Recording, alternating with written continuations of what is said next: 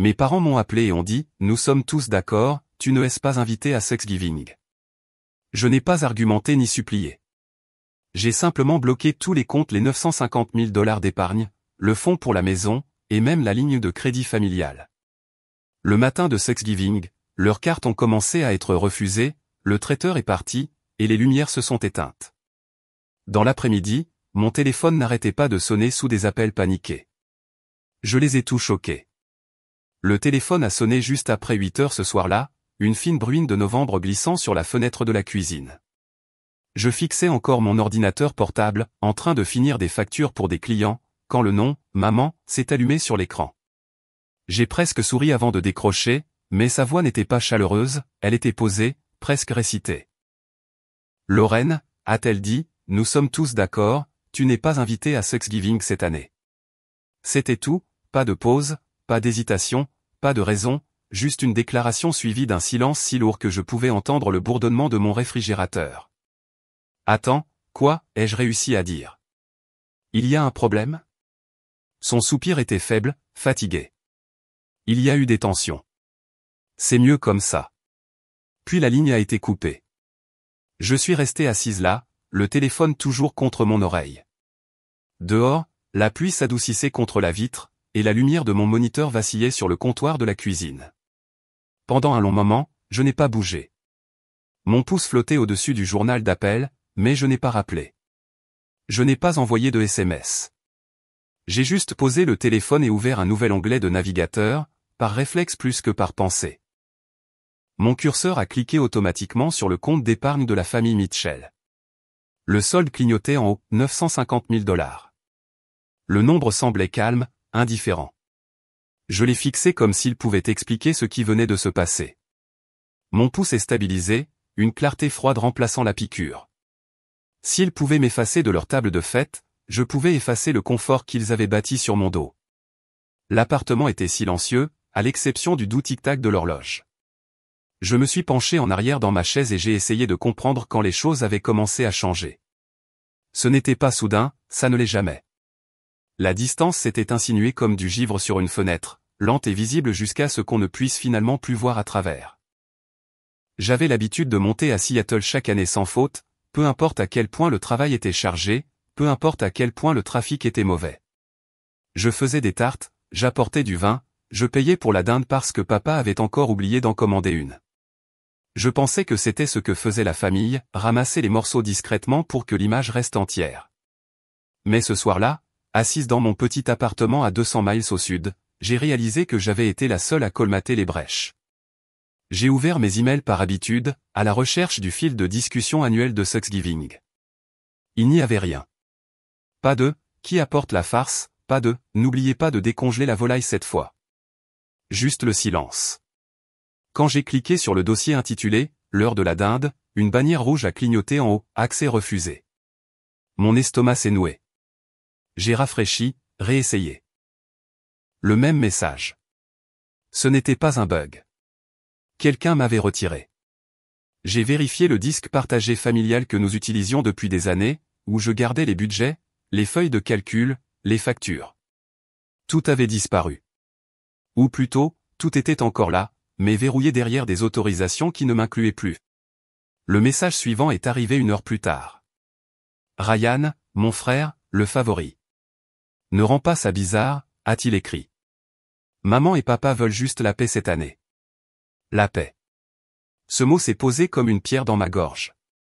Je l'ai relu encore et encore jusqu'à ce que les lettres se brouillent. Puis j'ai posé le téléphone face contre table. Mon appartement semblait plus petit après ça, les murs plus proches, l'air plus froid. Je me suis tenu près de la fenêtre, regardant la rue sombre en bas. De l'autre côté, un couple installait des guirlandes lumineuses sur leur balcon, leur rire se déversant dans la nuit. Pendant un instant, j'ai envié leur aisance, leur chaleur. La mienne s'était mesurée en devoir pendant des années. J'ai pensé au dernier Thanksgiving auquel j'avais assisté. J'étais arrivé en voiture après le travail, en retard comme d'habitude, le coffre plein de courses que j'avais achetées moi-même. Quand je suis entré, la table était déjà mise, chaque siège occupé. Ryan a levé les yeux de la découpe de la dinde et a souri sans humour. Regardez qui a décidé de se montrer. Personne n'a offert de faire de la place. J'ai fini au comptoir avec une assiette en carton, faisant semblant de ne pas remarquer quand ma mère évitait de croiser mon regard. Je me suis dit que c'était le stress, que la famille disait des choses qu'elle ne pensait pas pendant les fêtes. Mais maintenant, en me souvenant de sa voix au téléphone, je savais que ce n'était pas vrai. Ce n'était pas du stress, c'était de la planification. L'horloge au mur clignotait 22 heures. J'ai versé une tasse de café juste pour avoir quelque chose à faire. L'odeur amère a rempli l'air, m'ancrant. Quand j'ai de nouveau jeté un coup d'œil à mon ordinateur portable, le compte d'épargne était toujours ouvert. J'avais ouvert ce compte il y a 6 ans, à l'époque où l'entreprise de papa traversait une mauvaise passe. Ils avaient besoin d'un coussin pour les urgences. J'avais transféré ma prime, mes économies, même une partie de ma retraite. Avec le temps, il a grandi. Tout le monde l'appelait le « fonds familial », mais chaque connexion, chaque mot de passe, chaque virement passait par moi parce que j'étais l'organisé. J'ai pris une gorgée de café en regardant la vapeur s'enrouler.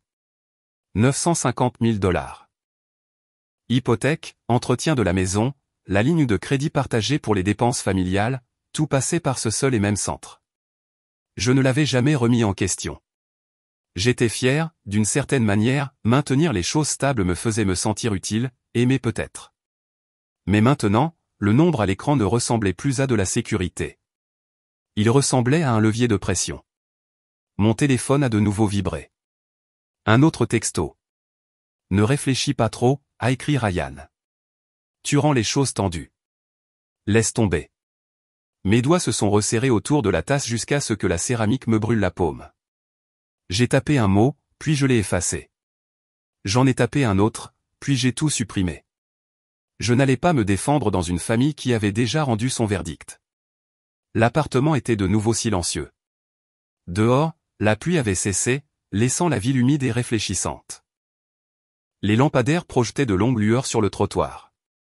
J'ai regardé un livreur transporter des boîtes dans l'immeuble d'à accent grave côté.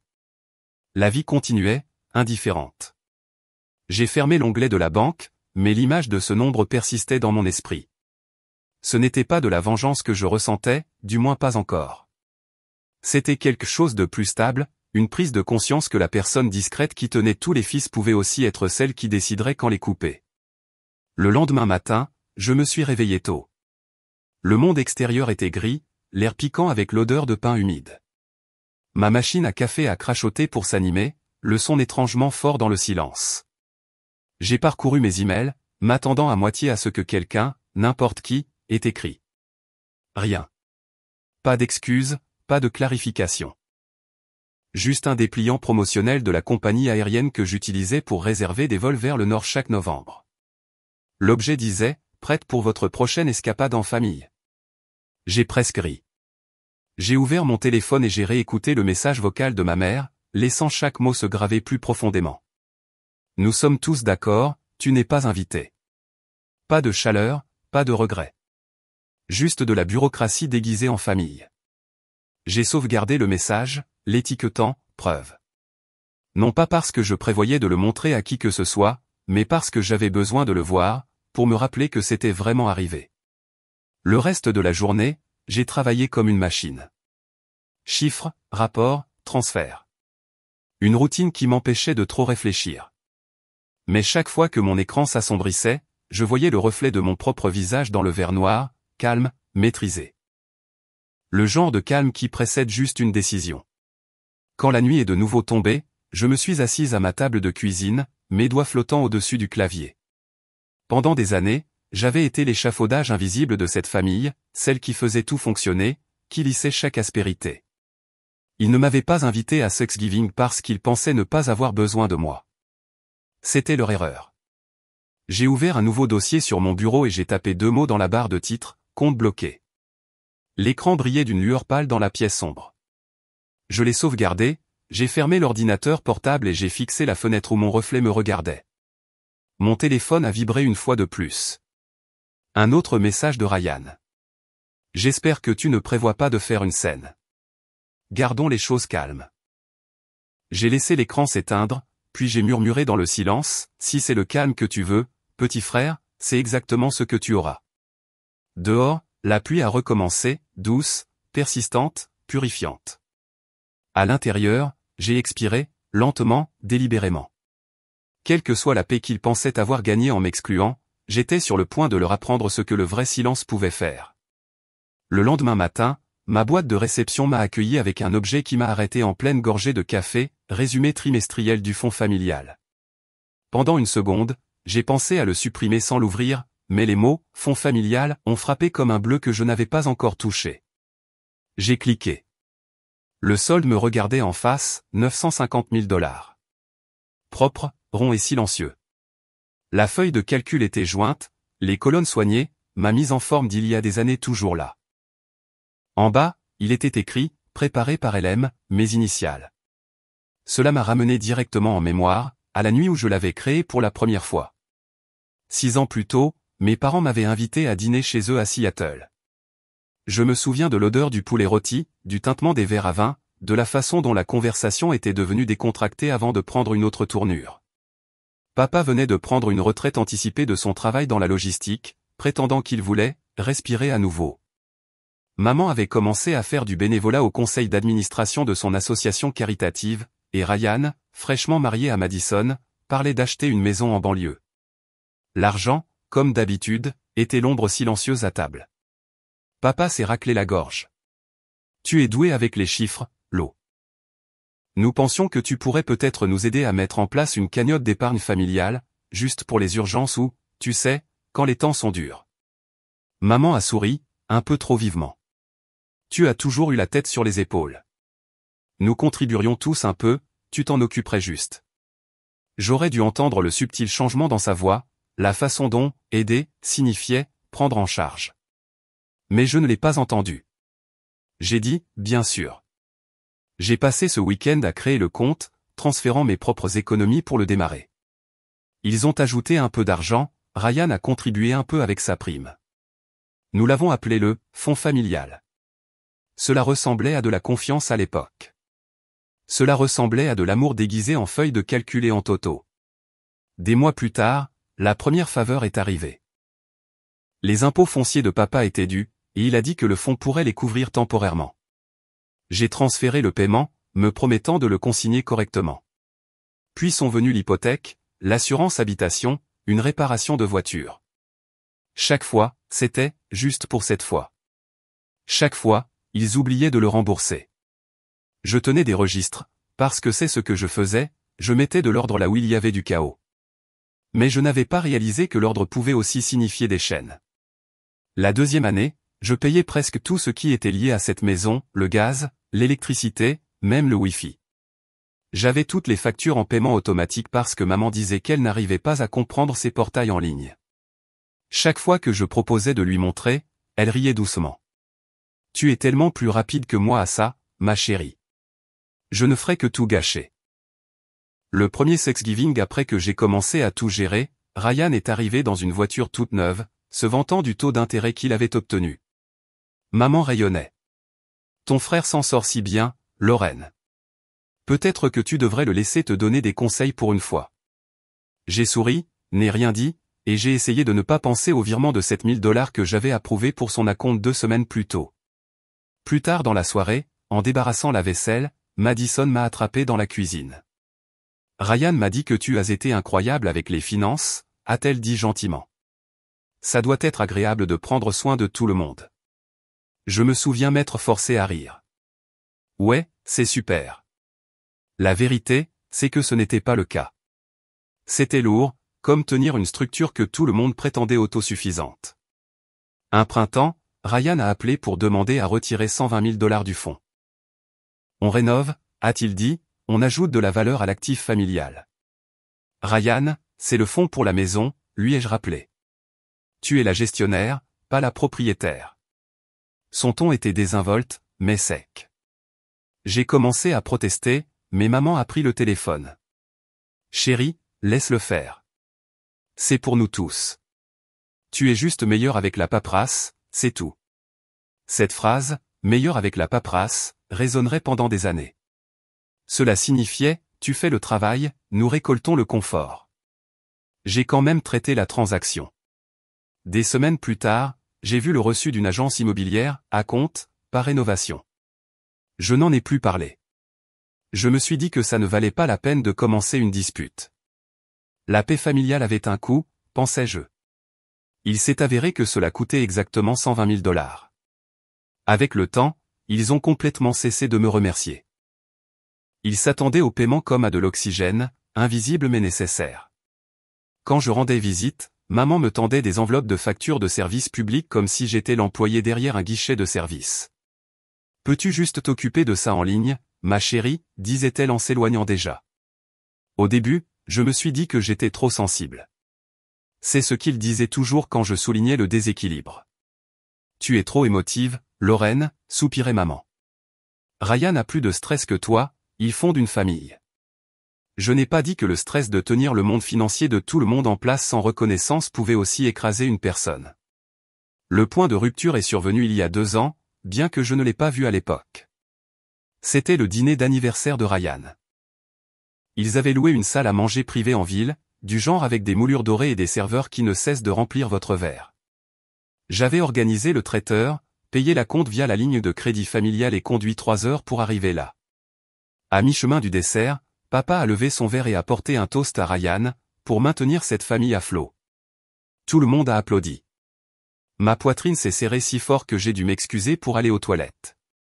Je me souviens m'être tenu devant le miroir, le rouge à lèvres bavé, les paumes moites, chuchotant « Tu es invisible ». Puis j'ai souri à mon propre reflet, parce que l'invisibilité, ai-je réalisé, avait ses avantages. Cette pensée m'est revenue maintenant, assise dans mon appartement avec le résumé du fonds familial ouvert sur mon ordinateur portable. J'ai fait défiler le tableau des contributions. Mon nom remplissait presque chaque ligne, 3 000 $, 5 500 $, 8 200 $. Les dépôts occasionnels de maman sous, divers, ceux de Ryan, rares, irréguliers. En bas, un diagramme circulaire montrait la répartition, 87% de moi. Je l'ai fixé jusqu'à ce que mes yeux se brouillent. J'ai ouvert un nouvel onglet et j'ai sorti les documents hypothécaires. Mon nom n'était pas sur l'acte de propriété, seulement sur le calendrier de paiement. Ça m'a frappé comme de l'eau froide. Toutes les choses que j'avais maintenues en vie, je ne les possédais même pas. Je me suis assise, regardant le plafond, le faible bourdonnement du réfrigérateur étant le seul son. La culpabilité que je ressentais autrefois à l'idée de dire non a commencé à se défaire, remplacée par quelque chose de plus calme, de plus lourd. Une preuve. C'est ce dont j'avais besoin. La preuve que ce qu'ils appelaient de l'aide avait été de l'exploitation. J'ai attrapé mon carnet, celui que je gardais caché dans le tiroir sous mes dossiers fiscaux, et je l'ai ouvert à une page blanche.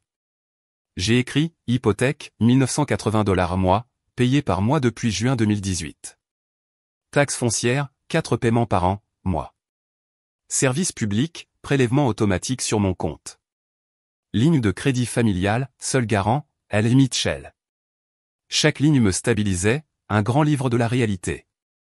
Les chiffres ne mentent pas, même quand les gens le font. J'ai ouvert le dossier que j'avais créé la nuit précédente, compte bloqué. Il attendait sur le bureau comme une porte silencieuse. J'y ai glissé la feuille de calcul et je l'ai renommée « phase 1 ». Ma main ne tremblait pas dehors, la circulation bourdonnait doucement dans la rue mouillée, les pneus sifflant sur le trottoir. Je pouvais presque voir l'horizon de Seattle dans mon esprit, leur grande maison, les guirlandes lumineuses que Ryan accrochait chaque année sur le porche. Ils étaient probablement déjà en train de décorer, de parler du menu, de faire comme si de rien n'était. Pendant des années, j'avais été l'échafaudage qui les maintenait debout, invisibles et non remerciés. Ils avaient construit leur confort sur mes bilans. Ils avaient construit leur chaleur sur ma retenue. Et maintenant, avec un seul appel téléphonique, ils avaient décidé que je n'avais pas ma place à leur table. J'ai jeté un nouveau coup d'œil à la feuille de calcul. Les chiffres me regardaient en face, obéissants et sans émotion. Ils ne se souciaient pas de qui les utilisait, ils ne faisaient que suivre les ordres.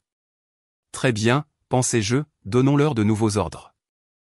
J'ai surligné la première ligne et j'ai tapé une note dans la case des commentaires, tout ce qu'ils tenaient pour acquis, je le reprendrai, discrètement. Puis j'ai sauvegardé le fichier. Le léger clic a résonné dans l'appartement silencieux. Le jour s'est estompé vers le soir, la lumière fuyant, pâle et grise, sur le comptoir. Je me suis fait un autre café, fort et amer, et j'ai regardé la vapeur monter. Quelque part entre une inspiration et une expiration, j'ai réalisé que le changement était complet. La culpabilité avait disparu, la chaleur aussi. Ce qui restait était quelque chose de plus propre, le contrôle. Et ça, pensais-je, c'était enfin à moi. Le lendemain matin, j'ai ouvert mon ordinateur portable en m'attendant au bourdonnement habituel des emails de travail, mais à la place, une petite bannière rouge a clignoté en haut de l'écran, demande de réinitialisation du mot de passe. Mon estomac s'est noué. Je n'avais rien changé. J'ai essayé de me reconnecter. Même message. Quand j'ai ouvert le disque partagé familial, celui que j'avais construit et géré pendant des années, une autre alerte est apparue, accès refusé. Au début, j'ai pensé que c'était une erreur système. J'ai rafraîchi la page, vidé mon cache, même redémarré le routeur. Rien. J'ai tapé le mot de passe plus lentement cette fois, comme si le système pouvait répondre à des mains calmes.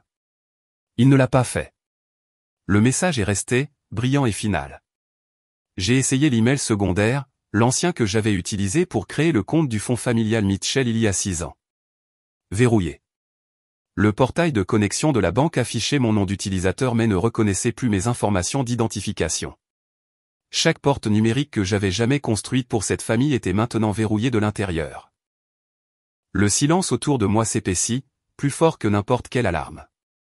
J'ai attrapé mon téléphone et j'ai appelé maman. Directement sur la messagerie vocale. J'ai réessayé. Toujours rien. J'ai composé le numéro de papa, bien qu'il répondait rarement de toute façon. L'appel a sonné 2 fois et a été coupé. Puis j'ai essayé Ryan. Sa messagerie vocale a commencé avec le même ton suffisant dont je me souvenais. Salut, c'est Ryan. Laisse un message si c'est important. J'ai raccroché avant le bip. Très bien. S'il ne voulait pas parler, je vérifierai la conversation de groupe, celle que nous utilisions chaque année, plan de Thanksgiving 2025. L'écran a clignoté en gris un instant avant que les mots n'apparaissent, vous avez été retiré de cette conversation. Je l'ai fixé pendant un long moment, les bords de ma vision se brouillant. L'absurdité de la situation m'a presque fait rire. Toute ma famille m'avait transformé en fantôme, numériquement et littéralement. La pensée a traversé ma poitrine comme une vague silencieuse. Ils ne m'ont pas seulement désinvité, ils m'effacent, une connexion à la fois. J'ai tenté une dernière voie, la boîte de réception partagée pour les services publics, quelque chose que j'avais créé pour que tout le monde puisse suivre les paiements. Quand j'ai tapé l'adresse, un nouveau nom est apparu à côté, propriétaire, LNM. L'horodatage montrait que le changement avait été fait il y a 2 jours. 2 jours avant que ma mère n'appelle pour dire que je n'étais pas la bienvenue à Thanksgiving. Ce n'était pas un accident, c'était une chorégraphie. J'ai ouvert l'application bancaire. En haut, sous Contact principal, le nom avait été changé du mien à Ryan Mitchell. J'ai cliqué sur Changement récent et j'ai vu une demande datée de l'après-midi précédent. Il l'avait fait pendant que j'étais encore sous le choc de l'appel téléphonique. Le schéma était si délibéré qu'il semblait presque professionnel, comme une prise de contrôle hostile, sauf que l'entreprise était ma vie. J'ai pris une lente inspiration, forçant ma main à rester stable, et j'ai commencé à prendre des captures d'écran. Chaque alerte, chaque modification, chaque avis de refus. J'ai créé un nouveau dossier sur mon bureau, preuve 1, journaux d'accès. Un par un, j'ai sauvegardé les fichiers, les étiquetant par date et heure. Le son de chaque capture d'écran ressemblait à un petit marteau frappant du métal. Quand j'ai fini, je me suis penché en arrière dans ma chaise. La lumière du matin filtrait à travers les stores, rayant la table de ligne pâle. Je sentais mon pouls ralentir, non pas par calme exactement, mais par clarté. Ils ne m'avaient pas seulement exclu, ils avaient planifié cela. J'ai repensé aux premières années, quand ce même disque partagé était rempli d'un joyeux chaos, photos de nos dîners, recettes partagées, même des playlists pour les longs trajets vers le nord. Maman téléchargeait des photos de tartes et envoyait des légendes comme « Regarde ce que ton frère m'a aidé à faire », bien qu'il ne l'ait jamais fait. Je me souviens de la voix de Ryan, taquine, une fois à Noël, toi et tes feuilles de calcul, Lorraine. Tu vas probablement épouser Excel un jour. À l'époque, j'avais ri. Maintenant, le souvenir semblait creux, comme un rire résonnant dans un couloir vide. Le bourdonnement du ventilateur de mon ordinateur a rempli le silence.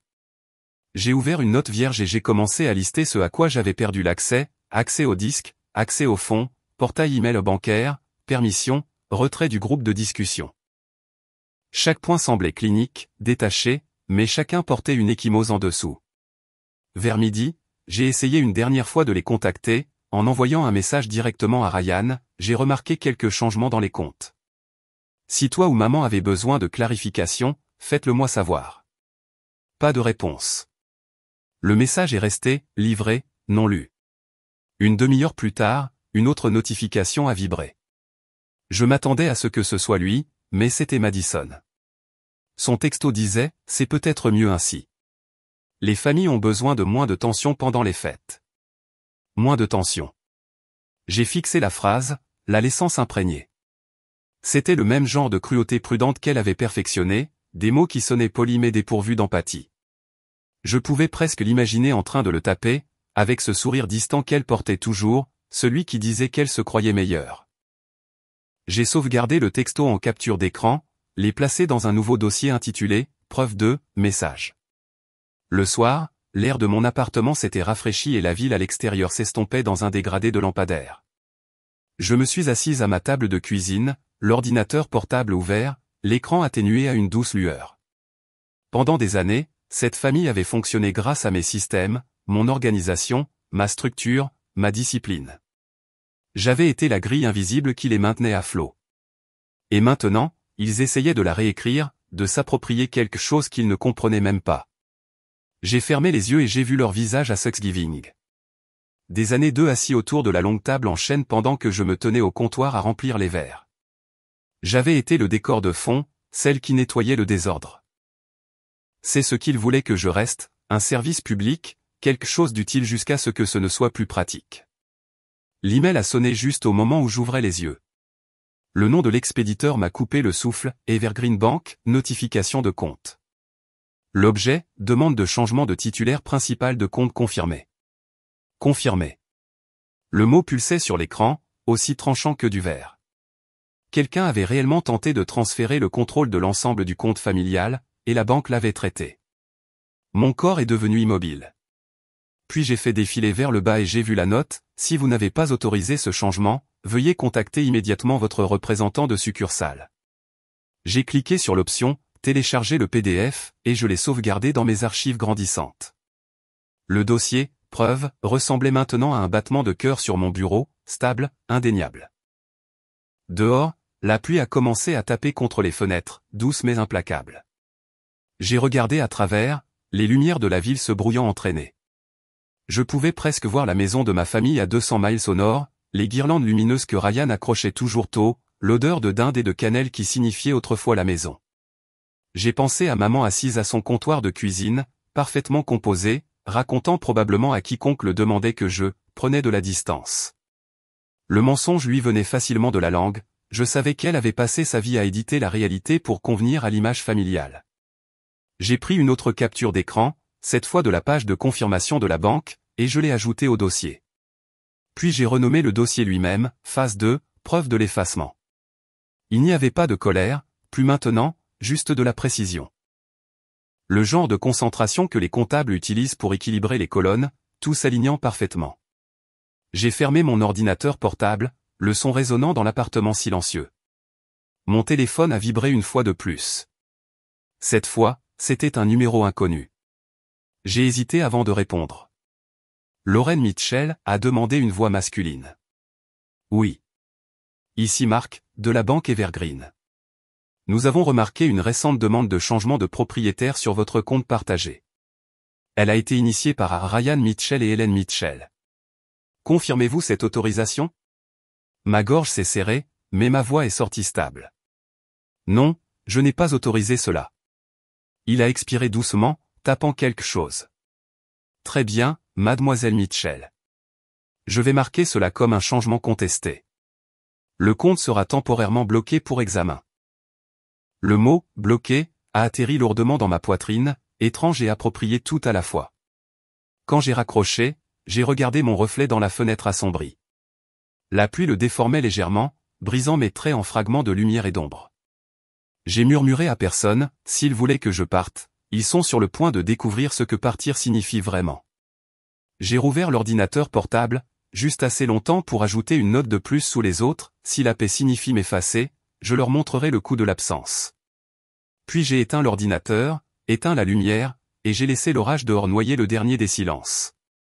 Le matin est venu, calme et gris. Une fine brume planait sur Portland, comme si la ville n'avait pas encore décidé de se réveiller. Mon appartement sentait légèrement le café et la pluie. Quand j'ai ouvert mon ordinateur portable, la première chose que j'ai vue était un email d'Evergreen Bank. L'objet disait « Gel temporaire initié ». J'ai cliqué pour l'ouvrir. Le message était court, poli, stérile. Votre compte a été placé sous examen et restera gelé en attendant la vérification par le titulaire principal. Je l'ai lu 2 fois, puis une 3e. Les mots ne ressemblaient plus à une punition. Ils ressemblaient à un alignement. Je me suis assise dans ma chaise et j'ai laissé la phrase résonner dans ma tête, gel initié. Ils m'avaient exclu de Thanksgiving. Je les exclurai de tout le reste. J'ai attrapé mon carnet, celui avec la couverture en cuir usé, et je l'ai ouvert à une page blanche. Le papier sentait encore l'encre et une résolution tranquille. J'ai écrit un titre en haut, en lettres capitales soignées, Opération Silence. En dessous, j'ai commencé à lister chaque compte que je gérais, hypothèque, taxes foncières, séquestre, électricité, gaz, internet, fonds d'épargne familiale, 950 000 $, ligne de crédit familiale. J'ai dessiné une petite case à côté de chacun. Les coches viendraient plus tard. La liste s'étendait sur la page comme le plan d'une maison que j'avais construite sans réaliser à quel point elle pouvait être tenue pour acquise. Pendant des années, ils avaient traité mon organisation comme un bruit de fond, le bourdonnement invisible qui maintenait leur vie en marche. Tu es si douée pour ça, Lorraine, disait maman chaque fois que je m'occupais d'une nouvelle facture. Je pensais que c'était un compliment. Maintenant, je comprenais que c'était du confort, une façon de me faire faire ce à quoi aucun d'eux ne voulait penser. J'ai pris une longue gorgée de café et j'ai fixé la première ligne, hypothèque. La maison dans laquelle ils vivaient, celle que je payais mois après mois pendant qu'ils trinquaient autour de la table. Dehors, la pluie se rassemblait en minces filets sur la vitre, s'écoulant comme de faibles veines de lumière. À l'intérieur, la pièce était silencieuse, le seul son étant le faible bourdonnement du réfrigérateur. J'ai ouvert mon ordinateur portable et je me suis connecté au portail hypothécaire. Mon nom, Ellie Mitchell, apparaissait en haut. J'ai cliqué sur « Gérer le compte ». Une boîte de dialogue proposait plusieurs options. Mon curseur a flotté sur l'une d'elles, « Suspendre le paiement ». Une fenêtre de confirmation est apparue. Êtes-vous sûr de vouloir suspendre tous les prélèvements automatiques? Je l'ai fixé pendant une longue inspiration. Puis j'ai cliqué sur « Oui ». Le bouton est devenu gris. Une petite coche verte est apparue, « Demande traitée ». C'était tout. Pas de fanfare, pas de feu d'artifice. Juste un changement de pouvoir silencieux, invisible pour quiconque sauf moi. J'ai ouvert l'onglet suivant, la compagnie d'électricité. Le même processus, connexion, gérer, suspendre le service. Une autre confirmation, une autre capture d'écran sauvegardée dans mon dossier, preuve 3, exécution. Gaz, internet, taxes foncières. Chacun est tombé comme un domino, lent et délibéré. Chaque clic me stabilisait. Ce n'était plus de la colère, c'était de la précision. Comme équilibrer une colonne qui avait été inégale pendant trop longtemps. En attendant l'un des emails de confirmation, mon esprit a dérivé vers une conversation du printemps dernier. Ryan s'était vanté à dîner de la façon dont les factures se payaient pratiquement toutes seules. Maman avait ri en disant « Les systèmes de Lorraine sont une bénédiction. C'est comme si la maison fonctionnait en pilote automatique. » Ils n'ont jamais réalisé que le pilote automatique avait un pilote. J'ai souri faiblement, non pas avec amertume, mais avec compréhension. Ils m'avaient traité de froid d'avant. Peut-être qu'ils avaient raison. Le froid était fiable. Le froid ne vacillait pas. Le froid était assez stable pour éteindre les lumières. Le premier email de confirmation est arrivé. J'ai cliqué pour l'ouvrir. À compter du 27 novembre, le service d'électricité sera suspendu en attente de paiement. La veille de Thanksgiving. Parfait. J'ai ajouté la note à ma liste, dessinant une coche rouge à côté des « électricité ». L'email suivant a suivi, service de gaz programmé pour déconnexion le 28 novembre à 6 heures. Une autre coche. J'ai parcouru chaque système jusqu'à ce que la colonne de cases vides soit remplie. Chaque coche était une phrase dans une langue que ma famille n'avait jamais appris à lire. La dernière étape était le fonds d'épargne. Le cœur de tout. Le solde brillait à l'écran, comme le premier jour où je l'avais créé, 950 000 $. J'ai survolé le bouton « Suspendre l'accès ». Mon reflet chatoyait faiblement sur le moniteur, les yeux calmes, la mâchoire serrée. « Êtes-vous sûr de vouloir geler ce compte ?» a demandé l'invite.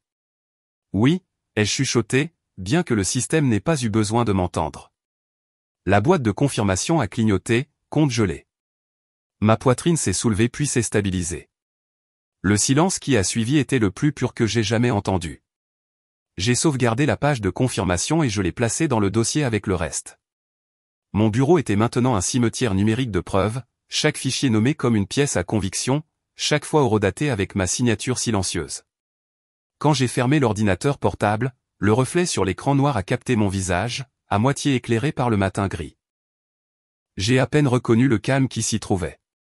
Ce n'était pas de la satisfaction, pas même de la vengeance exactement. C'était quelque chose de plus simple, l'équilibre. Le téléphone a vibré à côté de moi. Un nouveau message de la banque. Je l'ai ouvert. Veuillez noter que toutes les cartes de débit associées seront temporairement désactivées dans les 48 heures. Je me suis assise, les coins de ma bouche se soulevant juste légèrement. Un timing parfait. Ils commenceraient bientôt à s'en rendre compte. Peut-être quand ils iraient faire leurs courses. Peut-être quand ils essaieraient de payer le traiteur. Peut-être quand la maison deviendrait sombre.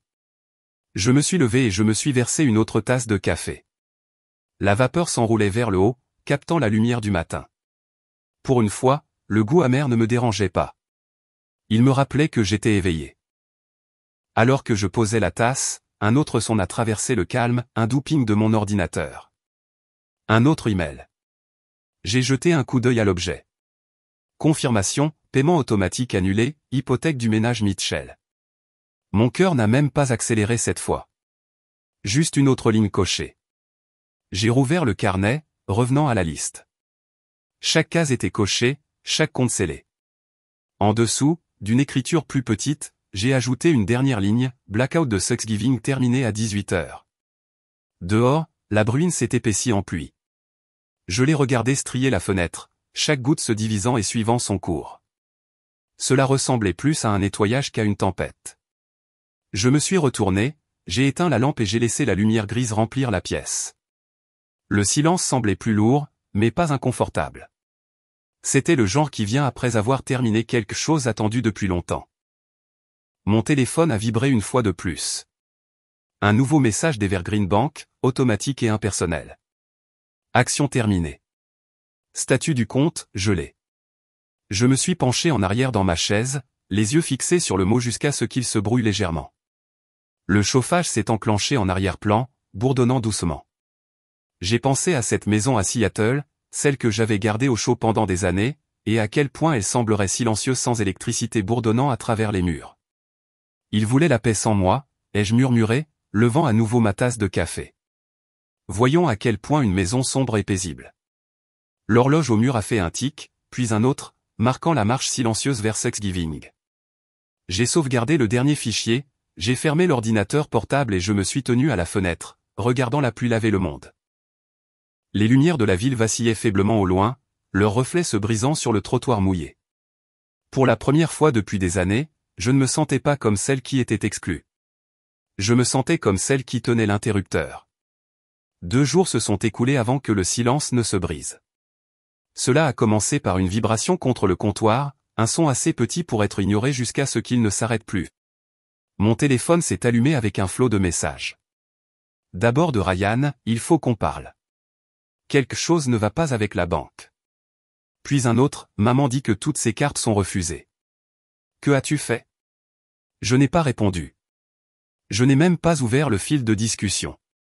J'ai juste pris une capture d'écran et je l'ai déposée dans un nouveau dossier sur mon bureau intitulé « Preuve 4, réaction ».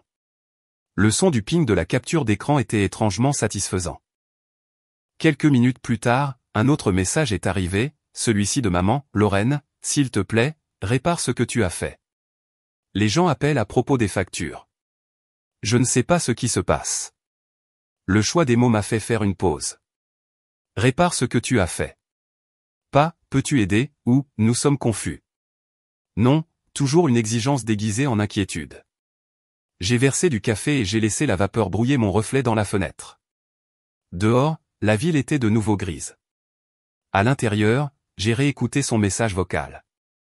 Sa voix tremblait juste assez pour paraître humaine. Lorraine, chérie, il y a une erreur avec les paiements. Nous n'arrivons pas à joindre la compagnie de service public et la carte de ton père ne fonctionne pas. Pourrais-tu s'il te plaît les appeler? Une pause, une respiration, puis plus doucement, nous avons besoin que tu t'en occupes. Tu le fais toujours. Le message s'est terminé sur le son de son expiration, longue et lasse. Le message vocal suivant est arrivé quelques secondes plus tard. Ryan cette fois. Son ton était sec. Tu es allé trop loin. Tu ne peux pas simplement geler des comptes qui ne sont pas les tiens. Maman est en train de craquer. Rappelle-moi avant de faire empirer les choses. J'ai souri, une petite ironie. Des comptes qui ne sont pas les miens. Chacun d'eux était à mon nom. Je n'ai pas répondu. À la place, j'ai créé un sous-dossier, messages vocaux. 3 fichiers jusqu'à présent. Le téléphone a continué à vibrer pendant des heures. Texto, appel manqué, email intitulé, urge. Je les ai tous ignorés.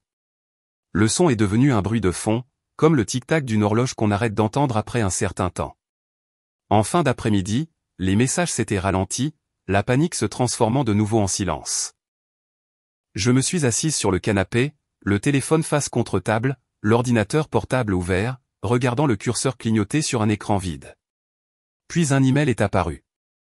Pas de nom d'expéditeur, juste une chaîne de lettres aléatoires. L'objet disait, tu devrais entendre ça avant qu'il ne le supprime. Pendant un long moment, je n'ai pas bougé. Puis la curiosité a dépassé la prudence. J'ai cliqué. Il y avait une seule pièce jointe, dîner.mp3. J'ai mis mes écouteurs et j'ai appuyé sur play. Au début, tout ce que j'ai entendu, c'était le tintement de l'argenterie, des rires, le faible murmure d'une conversation. Puis est venue la voix de maman, douce et contrôlée comme toujours. Elle a toujours été distante, a-t-elle dit. Froide. Pratique quand on a besoin d'elle, mais pas vraiment de la famille. Des rires ont suivi. Celui de Ryan, sec. Celui de Madison, doué approbateur. Elle aime le contrôle, a dit Ryan. C'est mieux comme ça. Elle apprendra enfin à lâcher prise. Une autre voix, papa, à peine audible. Ne remue pas le couteau dans la plaie, fiston. Laisse juste les choses se tasser. Madison de nouveau, plus légère, presque enjouée. Elle devrait être reconnaissante que nous maintenions la paix. Le dernier son était la voix de maman, faible mais claire. Nous changerons les comptes demain. L'enregistrement s'est terminé sur le grattement d'une chaise et le léger clic d'un verre contre un autre. Je suis resté très immobile. L'appartement était silencieux, à l'exception du faible bourdonnement dans mes oreilles. J'ai réécouté le fichier une fois, puis 2 fois. Chaque fois, les mots coupaient plus nettement. Froide. Pratique. Pas vraiment de la famille. J'ai enlevé les écouteurs et je les ai posés sur la table. Mes mains étaient stables, mais ma gorge était serrée. Pendant des années, j'avais soupçonné qu'il parlait de moi comme ça, moitié pitié, moitié condescendance. Mais l'entendre à voix haute a balayé le dernier de mes dénis. Ce n'était pas un malentendu.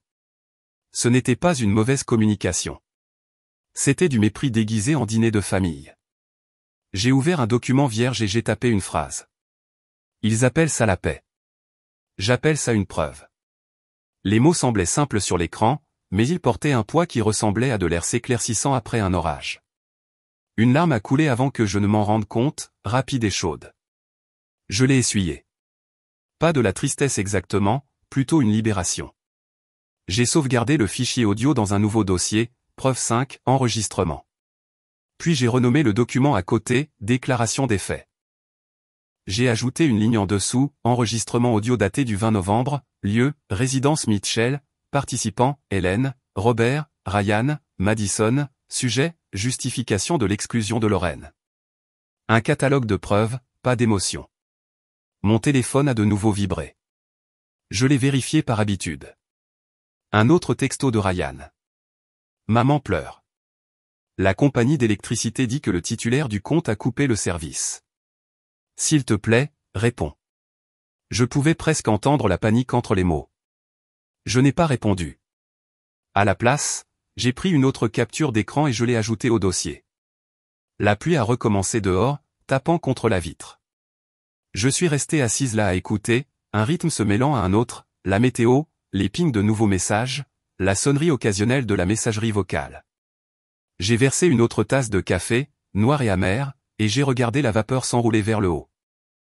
Quand j'ai de nouveau jeté un coup d'œil au téléphone, une nouvelle notification de messagerie vocale est apparue. Je n'ai pas appuyé sur play cette fois. Je l'ai juste sauvegardé, voicemail 4.mp3. J'ai commencé à créer un tableau dans Excel. Messages vocaux, 4 messages textes, 8 avis bancaires, 5 preuves audio, 1 total, 18 pièces de preuves. Je me suis assise, regardant la liste. Chaque fichier, chaque voix, chaque message, ils avaient tous construit mon dossier pour moi. Je n'avais pas besoin de crier ou de discuter. Leurs mots suffisaient. J'ai rédigé un email à David Miller, l'avocat avec qui j'avais travaillé il y a des années lors d'un litige contractuel. L'objet, affaires privées, comptes familiaux. J'ai commencé à taper un résumé, date, propriété, conversation enregistrée. Mais avant d'appuyer sur envoyer, je me suis arrêté. Pas encore. Le timing comptait. Je l'ai sauvegardé en tant que brouillon et j'ai fermé la fenêtre. La ville dehors brillait maintenant, les reflets des lampadaires maculant d'or le trottoir mouillé. De l'autre côté, la fenêtre d'un voisin vacillait avec la lumière d'une télévision, une sitcom familiale, des rires faibles à travers la pluie. Je me demandais si ces gens avaient la moindre idée de la chance qu'ils avaient d'avoir une paix qui n'avait pas besoin d'être gelée pour être gagnée. Mon téléphone a vibré une dernière fois cette nuit-là. C'était un email d'un expéditeur inconnu, probablement le même qui avait envoyé l'enregistrement. L'objet était un seul mot, ils se réunissent à nouveau. Il n'y avait pas de pièces jointes, pas de corps de texte, juste ces mots. Je les ai fixés, puis j'ai regardé la liste croissante de preuves sur mon écran. Mon nom, mon écriture, leur voix. La preuve de chaque vérité qu'ils avaient enterrée sous des années de politesse. J'ai éteint l'ordinateur portable et je me suis penché en arrière contre le canapé, fermant les yeux. Le son de la pluie, profond, régulier et doux. Dans mon esprit, j'ai revu leur salle à manger, la même où cet enregistrement avait été fait. Le lustre scintillant au-dessus de leur tête, la posture parfaite de ma mère, le sourire satisfait de Ryan, le rire vide de Madison. Ils pensaient m'avoir effacé, mais ils avaient oublié une chose. J'avais construit le système qui faisait tourner leur monde. Chaque fichier, chaque mot de passe, chaque transaction, tout avait commencé avec moi. J'ai murmuré dans le silence, vous vouliez la paix. Vous n'avez simplement jamais demandé ce qu'elle coûterait. La pluie s'est calmée en une bruine. J'ai ouvert les yeux, regardant les lumières de la ville se brouiller en halo doux contre la vitre. L'écran de mon ordinateur portable s'est atténué de lui-même, le dossier de preuves brillant faiblement avant de s'estomper dans le noir. Ils pensaient m'avoir fait taire, ai-je dit, ma voix basse et certaine. Mais la preuve qu'ils ont laissée derrière eux est plus forte que tout ce que je pourrais jamais dire. La matinée s'est déroulée dans une brume de brouillard doux et de résolution tranquille. Portland semblait assourdi à l'extérieur de ma fenêtre, le genre de grise immobile qui ralentissait le son. Ma boîte de réception était le contraire, bruyante, clignotant avec de nouveaux objets qui s'empilaient les uns sur les autres comme une panique. Urgent, accès au compte refusé, rappelle-moi maintenant, avis d'enquête sur un gel non autorisé. J'ai fait défiler lentement, une demi-gorgée de café en suspens à mes lèvres. Celui de la banque a attiré mon attention. Je l'ai ouvert. Chère mademoiselle Mitchell, votre demande de gel et d'examen des comptes associés a été reçue et vérifiée. Veuillez noter que seul le titulaire enregistré du compte peut modifier ou rétablir l'accès. C'était là. Simple, légal, hermétique. Je l'ai lu 2 fois, puis j'ai souri. Pendant des jours, il m'avait accusé d'agir de manière impulsive, émotionnelle. Mais tout ce que j'avais fait était précis, documenté. Je n'étais pas le problème, j'étais le protocole. J'ai ouvert les contacts de mon téléphone et j'ai fait défiler jusqu'à un nom que je n'avais pas utilisé depuis des années, David Miller. Je l'avais rencontré à l'époque où j'étais comptable contractuel dans une entreprise de construction. Il était stable, pragmatique, le genre d'homme qui lisait les petits caractères comme de la poésie. Quand il a répondu, sa voix était toujours la même, vive mais calme. Lorraine, ça fait un bail. Salut David, ai-je dit. J'ai besoin de clarté juridique. Raconte-moi tout. Je lui ai donné la version courte, le fonds familial partagé, mon nom sur chaque compte, leur tentative de transfert de propriété, le gel, les répercussions. Il n'a pas interrompu, seul le léger grattement de son stylo remplissant les pauses. Quand j'ai fini, il y a eu un moment de silence. Lorraine, a-t-il finalement dit, tous les comptes que tu as mentionnés, hypothèque, services publics, épargne, sont enregistrés sous ton nom? Oui, tous. Alors tu détiens la pleine autorité légale. Geler les comptes n'était pas une représaille, c'était de l'autoprotection. Ils ne peuvent pas toucher un centime sans ton consentement écrit. J'ai laissé échapper un souffle que je n'avais pas réalisé que je retenais. Ils prétendent que j'ai outrepassé mes droits. Il a gloussé, bas et régulier. Tu n'as pas outrepassé. Tu as construit la marche. S'ils intentent une action en justice, ils se mettront dans l'embarras. Le soulagement qui s'est répandu en moi n'était pas bruyant, il était subtil, comme de la chaleur revenant dans des doigts froids. As-tu des preuves de leur tentative de prise de contrôle? A-t-il demandé. J'ai tout, ai-je dit. Email, messages vocaux, capture d'écran, même un enregistrement de planifiant de changer les comptes. Il a fait une pause, impressionné. Alors tu as construit la trace écrite la plus propre que j'ai jamais vue. Garde-la organisée, horodatée, intacte. Tu es sur un terrain solide. Je l'ai remercié et j'ai mis fin à l'appel, ma main reposant toujours sur le téléphone. L'appartement était silencieux, à l'exception du faible bourdonnement du chauffage. Pour la première fois depuis que tout cela avait commencé, je ne me sentais pas traqué. Je me sentais ancré. Tout ce que j'avais fait n'était pas pour riposter, c'était une rétractation, un démantèlement silencieux d'années de loyauté non réciproque. Ils appelaient ça du contrôle. J'appelais ça de la survie. J'ai siroté mon café, maintenant tiède, et j'ai regardé le brouillard à l'extérieur commencer à se lever. Mon téléphone a de nouveau vibré. Un flot de nouveaux messages, chacun plus frénétique que le précédent. De Ryan, on a parlé à un avocat, il dit que tu ne peux pas faire ça. On te poursuivra si tu ne règles pas ça. De maman, les gens appellent. La banque pose des questions. Mes partenaires de charité sont furieux. De Madison, tu ruines le nom de la famille. S'il te plaît, arrête avant que ça ne se sache. Je les ai tous parcourus, sauvegardant les captures d'écran une par une. Chaque message n'atterrissait pas comme de la culpabilité, mais comme une preuve. La preuve que, pour la première fois, ils ne pouvaient pas me manipuler avec la honte. À midi, un autre email d'Evergreen Bank est arrivé. Le compte du fonds familial reste gelé en attente de confirmation du propriétaire enregistré, L. Mitchell. Je l'ai imprimé. Le papier est sorti chaud, les bords nets. Je l'ai épinglé sur la porte du réfrigérateur avec un petit aimant en forme de phare. L'image semblait appropriée, quelque chose qui restait debout quand tout le reste s'effondrait autour. Vers 15 heures, David a rappelé. J'ai examiné tes dossiers, a-t-il dit. Tu es couverte de tous les côtés. Même s'il tente une action civile, elle s'effondrera. Pas de fraude, pas de vol, pas de fausses déclarations. Je me suis penché en arrière sur le canapé, le téléphone pressé contre mon oreille. Ils essaieront probablement l'intimidation ensuite.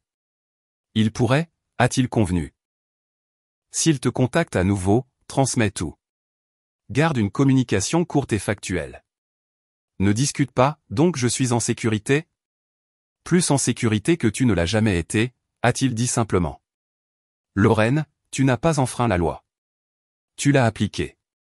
J'ai souri faiblement, laissant les mots s'installer en moi. Après avoir raccroché, je suis allé à la cuisine et j'ai fixé la confirmation imprimée sur mon réfrigérateur, propriétaire enregistré, L. Mitchell. Pendant des années, j'avais signé des documents pour eux, co-signé des prêts, géré des transferts, toutes des tâches invisibles et ingrates faites au nom de la famille. Maintenant, ces mêmes signatures étaient devenues mon bouclier. Le téléphone a de nouveau sonné. Un autre message vocal de Ryan, celui-ci assez sec pour couper du verre. Tu penses que ça te rend puissante?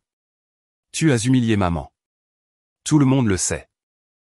Règle ça avant de détruire ce qui reste de cette famille. Je l'ai réécouté une fois, puis je l'ai sauvegardé sous, preuve 6, menace légale. Le soleil a baissé, projetant une douce lumière orange à travers les stores. Je me suis assise à mon bureau et j'ai ouvert le dossier intitulé « Opération Silence ». Mes doigts ont flotté au-dessus du clavier avant de le renommer « Justice gelée ». Le mot « justice » semblait étrange au début, trop lourd, trop officiel. Mais il convenait. Je ne jouais plus à leur jeu. Je fermais le livre dessus. J'ai pensé au mot de maman de cet enregistrement, elle est pratique, pas vraiment de la famille. La commodité avait gardé leur maison chaude, leur crédit intact, leur vie polie. Et maintenant, cette commodité avait pris fin. Non pas parce que je voulais me venger, mais parce que je voulais une paix qui n'était pas conditionnelle. J'ai parcouru les messages sauvegardés une dernière fois.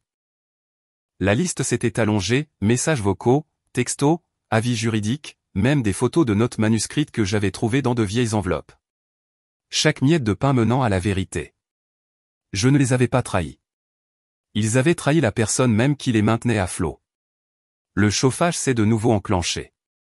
J'ai enroulé mes mains autour de ma tasse, la chaleur manquant. Le soir, un nouveau message est apparu, celui-ci de maman. Le ton avait changé. Lorraine, s'il te plaît. Les journalistes posent des questions sur les fonds de l'association. Nous devons parler avant que ça n'empire. J'ai fixé les mots « journaliste ».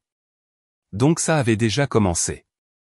Quelques minutes plus tard, Ryan a texté « Si tu ne règles pas ça, on s'assurera que tout le monde sache ce que tu as fait. » J'ai presque ri. Ce que j'avais fait, c'était garder les reçus. J'ai pris une lente inspiration, puis j'ai ouvert mes brouillons de mai. L'un d'eux attendait déjà, celui adressé à Rachel Carter, la journaliste avec qui j'avais travaillé il y a des années sur un audit de charité. L'objet, information concernant l'utilisation abusive du fonds familial. J'ai survolé le bouton « Envoyer » avec mon curseur, mais je n'ai pas encore cliqué. Le timing, encore. La vérité méritait la bonne scène. Dehors, le brouillard s'était complètement levé. La rue en bas brillait sous la lueur ambrée des lampadaires, les voitures se déplaçant comme de l'enflot d'argent. J'ai pensé à la maison Mitchell à Seattle, le même porche où j'avais l'habitude d'accrocher des guirlandes lumineuses pendant que Ryan se plaignait du froid. Maintenant, ils seraient assis dans l'obscurité, le courant coupé, le chauffage éteint, leurs cartes de crédit échouant une par une. L'ironie ne semblait pas cruelle, elle semblait équilibrée. Mon téléphone a vibré une dernière fois cette nuit-là. Ryan de nouveau, on parle aux journalistes si tu ne règles pas ça. J'ai fixé le texto pendant un long moment, puis le brouillon ouvert sur mon ordinateur portable. J'ai souri. S'ils veulent que la vérité soit publique, ai-je murmuré, les doigts posés sur les touches, je m'assurerai que toute la ville l'entende. Le curseur a clignoté une fois, comme une pulsation silencieuse, en attente. Puis j'ai appuyé sur « Enregistrer », je me suis penché en arrière et j'ai laissé la pièce se remplir du doux bourdonnement du silence qui m'appartenait enfin. Le matin de Thanksgiving est arrivé, enveloppé dans un silence doux et pâle. Portland était encore humide de la pluie de la nuit, le genre qui laissait l'air sentir le pain et la pierre froide. J'ai préparé du café et j'ai allumé la petite radio près de l'évier. La voix de l'animateur flottait à travers les parasites, un temps parfait pour les rassemblements. À travers Washington, les familles se préparent pour le plus grand repas de l'année. J'ai regardé l'horloge, 9 heures pile. L'écran de mon ordinateur portable brillait dans la cuisine sombre. Une notification par email est apparue dans le coin supérieur de l'écran, confirmation de résiliation de service, résidence Mitchell. J'ai pris une lente gorgée de café, l'amertume manquant, et j'ai chuchoté, juste à temps. Certaines personnes commençaient Thanksgiving en découpant des dindes. J'ai commencé le mien en découpant le dernier morceau de silence entre nous. À 10 heures, mon téléphone a commencé à vibrer. Un message de Ryan, le courant est coupé. Maman panique. Sais-tu quelque chose à ce sujet? Un autre a suivi quelques secondes plus tard, le traiteur dit que la carte a été refusée. Il menace de partir. J'ai posé le téléphone face contre la table, regardant la lumière clignoter à chaque nouvelle notification. Puis j'ai remué du sucre dans mon café, lentement et régulièrement, écoutant la cuillère teintée contre la tasse. Le rythme était calme, presque méditatif. À 200 miles au nord, leur monde se fissurait. À 10h30, d'autres messages ont afflué. Les invités sont là. Rien ne fonctionne. Maman est au téléphone avec la compagnie d'électricité, ils ont dit que le compte était gelé. Les cartes sont refusées, Lorraine. Toutes. J'ai ouvert un nouveau dossier sur mon ordinateur portable et je l'ai nommé « Preuve 7, Thanksgiving ». Un par un, j'ai pris des captures d'écran. Chaque ping sonnait comme une ponctuation. Un autre message vocal est arrivé. La voix de maman, tremblant sous la surface du contrôle. Lorraine, quoi que ce soit, annule-le. Il y a 30 personnes ici. Les lumières viennent de s'éteindre à nouveau. Ce n'est pas drôle. Ces mots se sont brisés sur cette dernière phrase, le premier signe de peur se faufilant à travers l'autorité. J'ai sauvegardé le message vocal et je l'ai étiqueté « Voicemail Sexgiving 1.mp3 ». Dehors, la ville se réveillait. Je pouvais entendre des rires résonner de l'autre côté de la cour, le bruit de casseroles s'entrechoquant dans la cuisine de quelqu'un. Des odeurs de Sexgiving flottaient dans l'air, ail rôti, cannelle, beurre. Cela aurait dû ressembler à de la nostalgie. Au lieu de cela, cela ressemblait à de la distance. À 11 heures, un autre message est arrivé, cette fois de Madison. « Qu'est-ce que tu as fait, bon sang ? » Le camion du traiteur est parti. Les invités s'en vont. Ce n'est pas toi, ça, Lorraine. J'ai souri faiblement. Tu serais surprise. À midi, les rapports étaient devenus frénétiques. Le chauffage était coupé, la ligne de crédit gelée, le compte de secours vide. Chaque texto était plus court, plus sec. Règle ça. Maintenant. S'il te plaît. Puis est venue la photo, envoyée par Ryan. La salle à manger Mitchell, autrefois remplie de lumière chaude, maintenant plongée dans l'ombre. Des bougies à moitié consumées, des visages flous par l'obscurité. J'ai fixé l'image jusqu'à ce que la lueur de l'écran se reflète dans mes yeux. Puis j'ai retourné le téléphone et je l'ai laissé s'assombrir. J'ai versé une autre tasse de café et je suis sorti sur le balcon. Le ciel au-dessus de Portland s'était enfin ouvert, des traînées de soleil traversant les nuages gris. Je me suis appuyé sur la balustrade, regardant la rue en bas. Des familles transportant des tartes, des voisins se saluant avec des sourires. Le son des rires flottait depuis l'appartement d'à accent grave côté. Loin au nord, leur maison serait silencieuse, froide. Mon téléphone a de nouveau vibré. Je l'ai ignoré jusqu'à ce que l'écran devienne noir. Le silence dans mon appartement était parfait. Je me suis rassise à la table de la cuisine et j'ai ouvert mon journal. Sur la page blanche suivante, j'ai écrit lentement, le stylo glissant avec une certitude mesurée, ils appelaient ça la paix. Maintenant, ils peuvent avoir le silence. Ils m'appelaient froide. Maintenant, ils peuvent sentir l'hiver. Les mots semblaient presque poétiques sous la lumière oblique de l'après-midi. J'ai pensé à toutes les années que j'avais passées à conduire vers le nord, les mains agrippées au volant sous la pluie et dans les embouteillages, équilibrant des plateaux de dessert que j'avais préparés à 2 heures du matin. Je pensais que je tenais la famille ensemble, que l'effort et la gentillesse pouvaient masquer le favoritisme et la négligence. Mais la gentillesse s'était transformée en monnaie, et il l'avait dépensée sans une seconde pensée. Maintenant, la dette était arrivée à échéance. À 14h45, mon téléphone a recommencé à sonner, vibrer, en boucle sans fin. Je l'ai laissé sur le comptoir jusqu'à ce que le son fasse partie de la pièce. Finalement, la curiosité l'a emporté. J'ai vérifié l'écran. Ryan de nouveau, c'est toi qui as fait ça. Puis maman, tu nous as humiliés. Tout le monde en parle.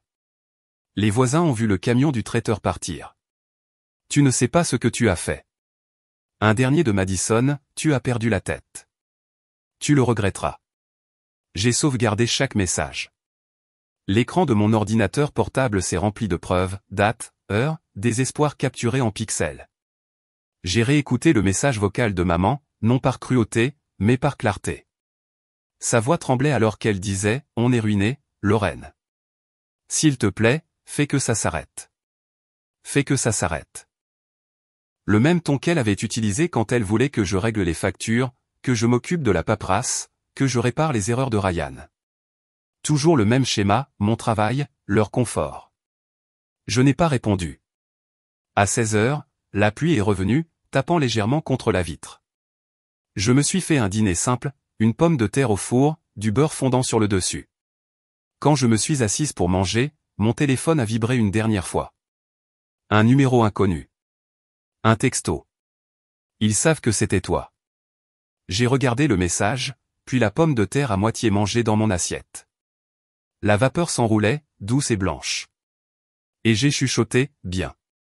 J'ai fini mon repas lentement, lavant chaque plat ensuite. Le rythme ordinaire manquerait. Chaque mouvement semblait délibéré, fermer le robinet, me sécher les mains, empiler l'assiette. J'avais passé des années à être la gardienne invisible. Ce soir, j'étais l'architecte du silence. Le monde à l'extérieur de ma fenêtre brillait d'or alors que le soir s'installait. De l'autre côté de la cour, une famille s'est réunie à table, le genre de chaleur que je poursuivais autrefois. J'ai souri faiblement, non par envie, mais par libération.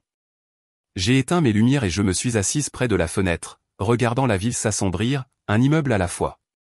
Le reflet qui me regardait en retour semblait calme, presque paisible. Un autre message vocal est arrivé, la sonnerie traversant le calme. Je l'ai laissé jouer, le son de la voix de Ryan s'élevant au-dessus des parasites.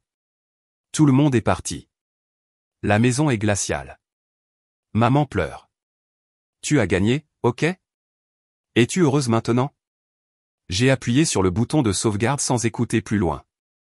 Dehors, les premiers flocons de neige de la saison ont commencé à tomber, tourbillonnant sous le lampadaire. J'ai enroulé une couverture autour de mes épaules et j'ai chuchoté, ils voulaient un Thanksgiving sans moi. Maintenant, ils en ont un. Le chauffage s'est éteint avec un léger soupir. J'ai laissé le calme s'installer plus profondément, fermant les yeux alors que la tempête se déplaçait plus au nord. Certaines dettes ne se paient pas en argent. Elles se paient en silence. Le jour exact où ils ont décidé que vous n'aviez pas votre place. Le lendemain de Thanksgiving était étrangement calme. Portland était sous une basse couche de nuages gris, l'air humide, les rues silencieuses. Je me suis réveillé tard, le corps lourd d'un rare sommeil sans rêve. Quand j'ai attrapé mon téléphone, l'écran s'est allumé avec plus de notifications que je n'en avais jamais vu, texto, appel manqué, alerte d'actualité. En haut, il y en avait une qui m'a figé en plein étirement. Dernière minute, scandale d'une association caritative locale. La famille Mitchell sous examen. Je l'ai ouverte. Le titre brillait en gras, Hélène Mitchell, organisatrice de charité de longue date, se retire sur fond d'allégations de divergences financières et de mauvaise gestion des fonds des donateurs. L'article était court, clinique. Le conseil d'administration avait lancé un audit interne après que des irrégularités eurent été signalées dans les « comptes partagés » de la famille. Le mot « compte partagé » semblait briller.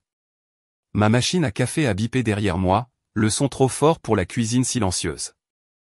J'ai versé une tasse, la vapeur s'enroulant devant mon visage alors que je lisais à nouveau l'histoire.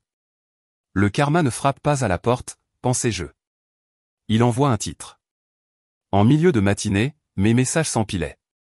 D'anciens collègues, des parents éloignés, même un ami d'université à qui je n'avais pas parlé depuis des années. C'est ta famille aux nouvelles, j'ai toujours pensé que ta mère était si parfaite, waouh. Tu vas bien? Je n'ai pas répondu. À la place, j'ai ouvert un navigateur privé et j'ai tapé le nom de ma famille. Page après page est apparu, article, republication, spéculation. Une photo m'a glacé. La maison Mitchell, la forteresse suburbaine parfaite de ma mère, enveloppée d'obscurité. Quelqu'un avait pris la photo la nuit précédente, l'avait postée en ligne avec la légende « Thanksgiving qui tourne mal ». L'ironie était brutale. La maison qui avait autrefois accueilli des galas de charité scintillants ressemblait maintenant à une tombe. J'ai sauvegardé l'image et l'ai ajoutée à un dossier intitulé « Preuve 8, retombées publiques ». Un nouvel email est apparu. Rachel Carter. Le nom a ravivé quelque chose de familier. C'était la journaliste avec qui j'avais travaillé il y a des années sur un audit de charité. Son message était bref.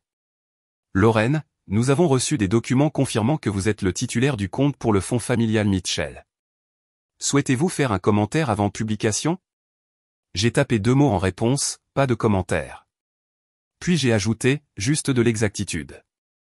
1 heure plus tard, le titre suivant est tombé. Démission de la famille Mitchell confirmée. Il mentionnait la panne de courant, les comptes gelés, l'embarras public lors de leur rassemblement de Thanksgiving. Il citait des sources proches de la famille disant qu'Hélène Mitchell s'était effondrée sous le stress.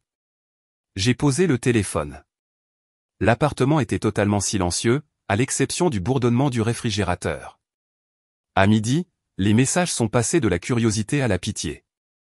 De mon père, ta mère n'a pas quitté sa chambre. Es-tu fier de toi? De Madison, tu aurais pu gérer ça en privé. Tu as tout ruiné. De Ryan, tu as détruit le nom de la famille. J'espère que tu es satisfaite.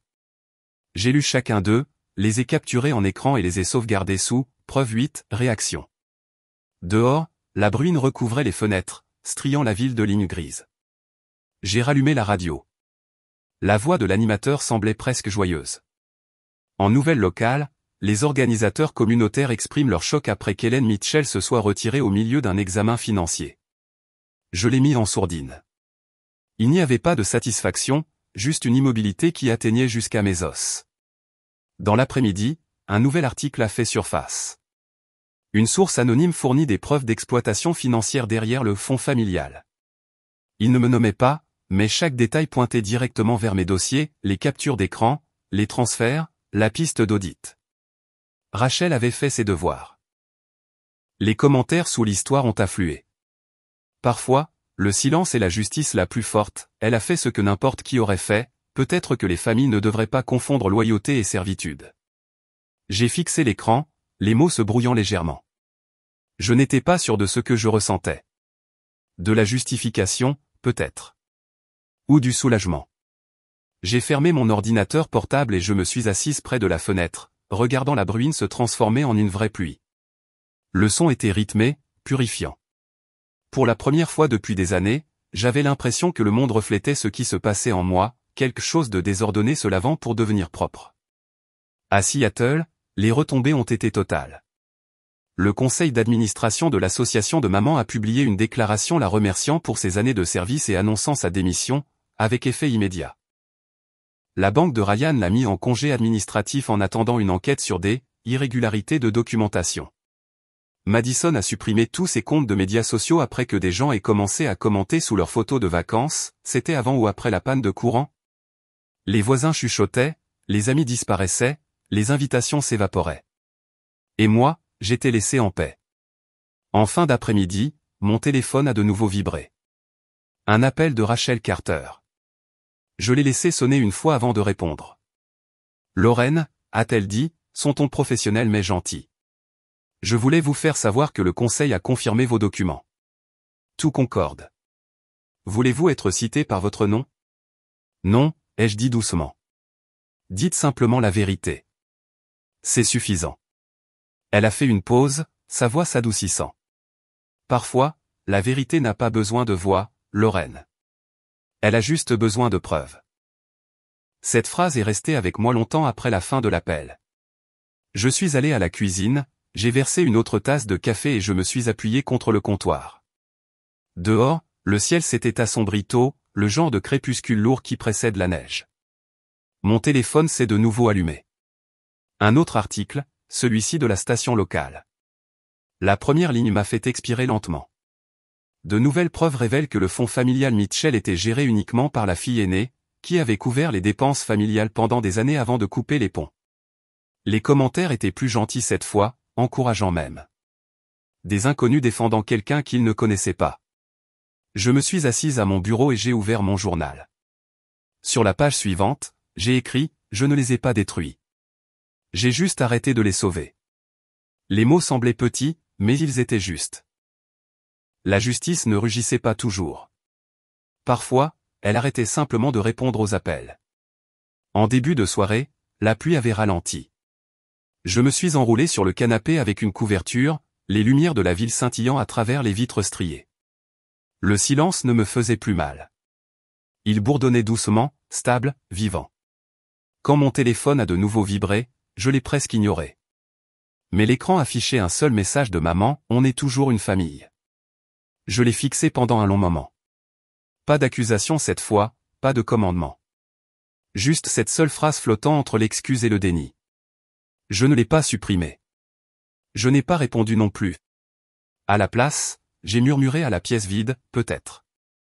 Mais une famille sans honnêteté n'est pas de l'amour, c'est de la dépendance. Dehors, la pluie a finalement cessé, laissant les rues briller sous les lampadaires. J'ai éteint mon téléphone et j'ai regardé l'eau sur la vitre commencer à sécher, traînée par traînée, jusqu'à ce que la fenêtre soit de nouveau claire. La semaine après que tout se soit effondré était calme d'une manière que je n'avais jamais connue. Portland était lavé par la pluie et l'air sentait le cèdre et le sel. Mon téléphone est resté face contre le comptoir, les notifications désactivées. Pas de vibration, pas de lueur. Le monde semblait plus doux ainsi, assourdi. Le silence faisait mal autrefois. Maintenant, il ressemblait à de l'oxygène. J'ai rempli mes matinées de petites choses qui n'avaient pas besoin d'autorisation, le café qui infuse lentement, la musique douce, le son de la pluie tapant contre la fenêtre. Je ne lisais plus les titres. Je ne vérifiais plus les messages. Le scandale avait pris sa propre vie, et je n'avais aucun intérêt à le regarder respirer. Chaque jour, j'essayais de recoudre la routine. Je faisais de longues promenades dans le parc de Laurelhurst, regardant les arbres goûter de la brume. J'ai acheté un livre de poche dans une librairie de coin et je l'ai lu lentement, un chapitre par nuit. J'ai de nouveau cuisiné de vrais repas, rien d'extraordinaire, juste de la soupe et du pain, des choses qui remplissaient l'appartement d'une chaleur tranquille. Il y avait de la paix dans les petits gestes, ai-je réalisé. La paix n'était pas bruyante, elle était patiente. Un matin, en arrosant les quelques plantes qui avaient survécu à mes mois de négligence, j'ai remarqué une pousse verte sortant de la terre d'un vieux pot en argile que je croyais mort. La fougère était revenue d'elle-même, minuscule et têtue. J'ai souri sans le vouloir. C'était peut-être comme ça que fonctionnait la guérison, silencieuse, inaperçue, jusqu'à ce qu'un jour, elle existe simplement. 3 jours plus tard, une enveloppe est arrivée dans ma boîte aux lettres. Pas d'adresse de retour, juste mon nom et l'écriture soignée de mon père. Je l'ai prise à l'intérieur et je l'ai fixée pendant un long moment avant de l'ouvrir. À l'intérieur, une seule feuille de papier, l'encre légèrement bavée. « Ta mère ne va pas bien », commençait-elle. Elle est silencieuse depuis que tout est arrivé. Je ne te demanderai pas de venir, mais elle garde ta photo sur son bureau. Elle relit les articles encore et encore, comme si elle attendait de se réveiller d'eux. La dernière ligne m'a surprise.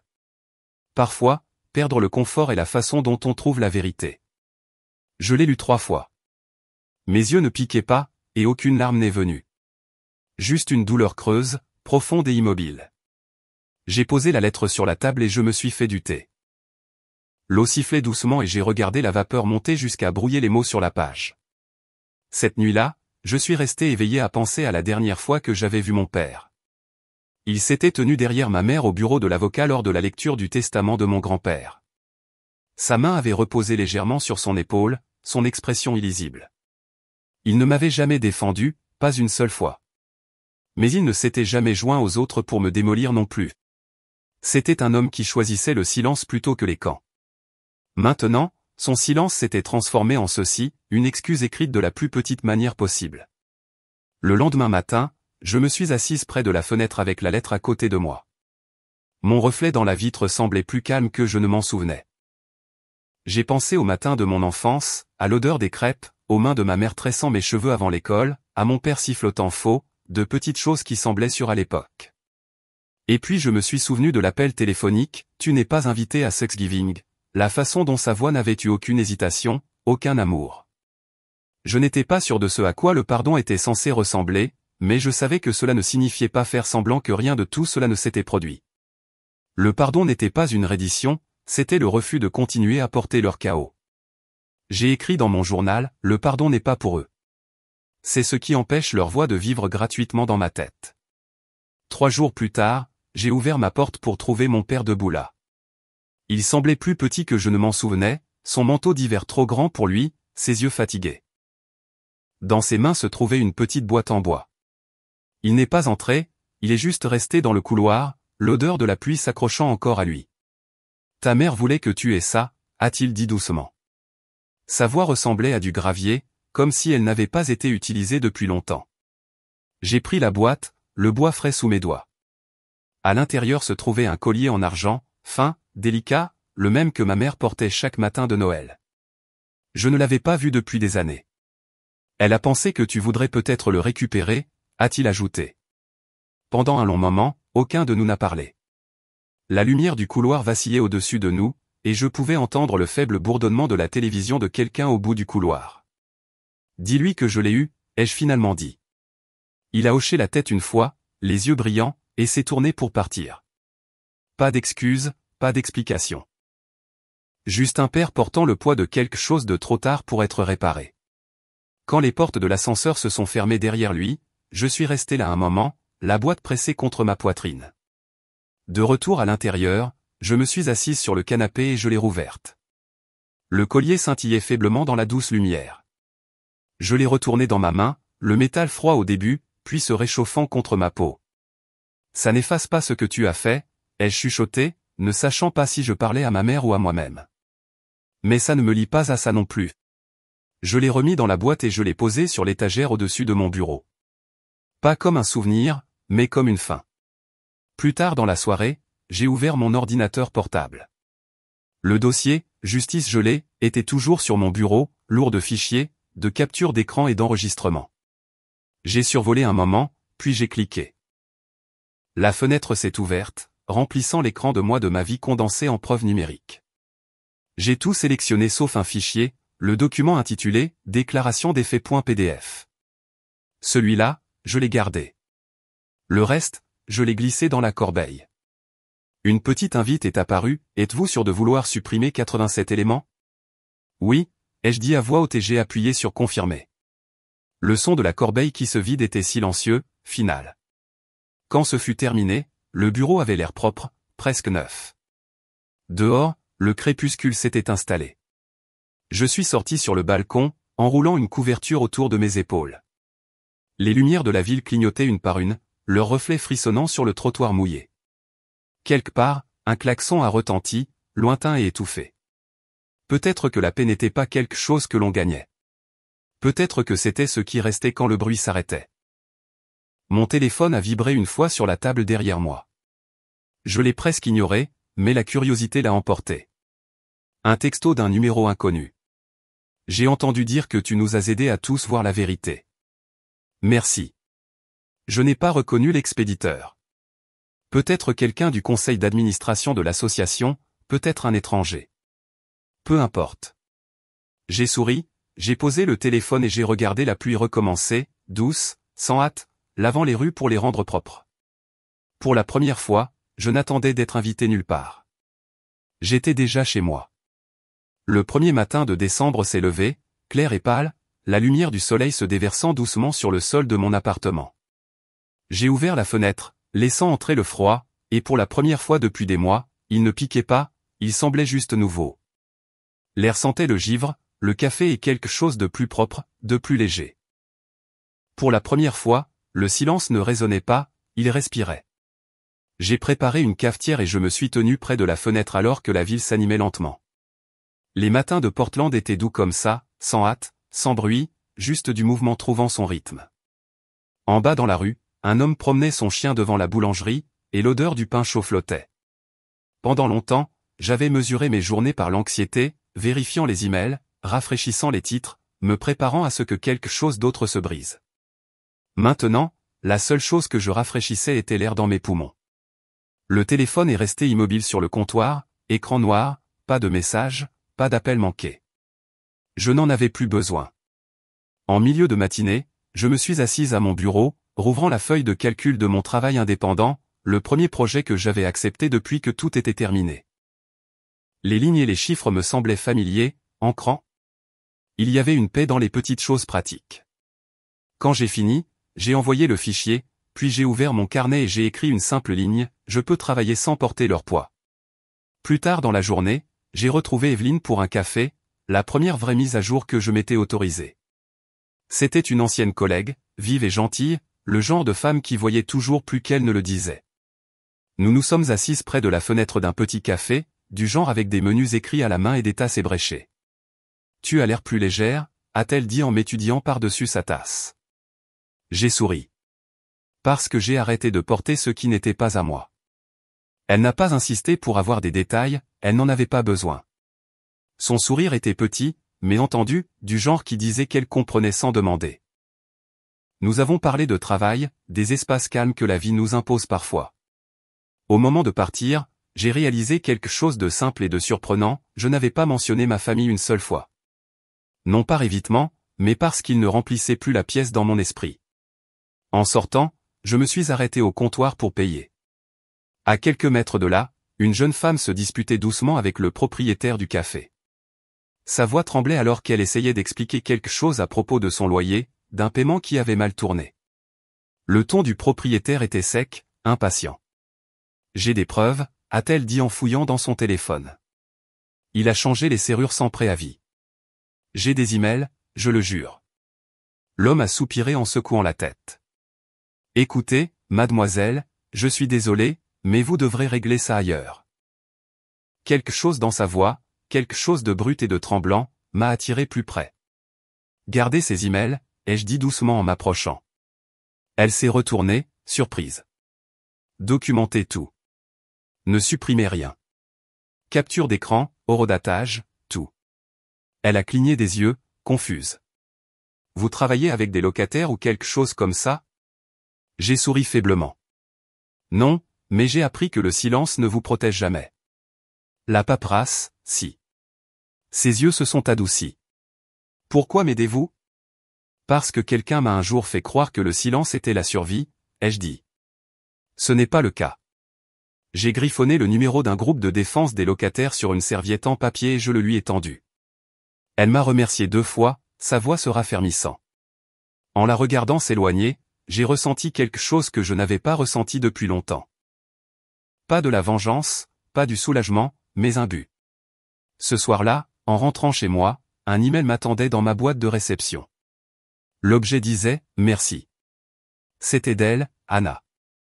Elle a écrit que le groupe avait déjà accepté de prendre son cas, qu'elle avait finalement cessé de trembler en parlant. Son message se terminait simplement « Vous m'avez redonné ma voix ». Je suis resté assise dans le silence un moment, relisant ces mots. Puis j'ai ouvert mon journal. La justice n'a pas toujours besoin de vengeance. Parfois, c'est juste passer la lumière à quelqu'un qui est encore dans le noir. J'ai feuilleté les pages plus anciennes, parcourant l'écriture en colère, les notes frénétiques, le besoin désespéré de prouver quelque chose. Les entrées plus récentes étaient différentes, plus propres, plus calmes. Les lettres n'étaient plus enfoncées dans la page. Ma paix avait une texture maintenant. Elle n'était pas vide, elle était respirable. Le lendemain matin, mon téléphone a vibré avec un nom que je n'avais pas vu depuis un moment, Tammy. J'ai répondu. Sa voix était prudente au début, puis chaleureuse. Et Lorraine, ça fait un bail. Oui, ai-je dit doucement. Nous avons parlé pendant près d'1 heure. Elle m'a dit que sa mère, Madison, avait commencé une thérapie. Ryan avait déménagé de Seattle, essayant de remettre sa vie sur les rails, comme elle l'a dit. Et ma mère, Hélène, avait rejoint un groupe de soutien communautaire. Tammy a hésité avant de dire « Elle parle de toi, tu sais ». Pas avec colère, juste tranquillement.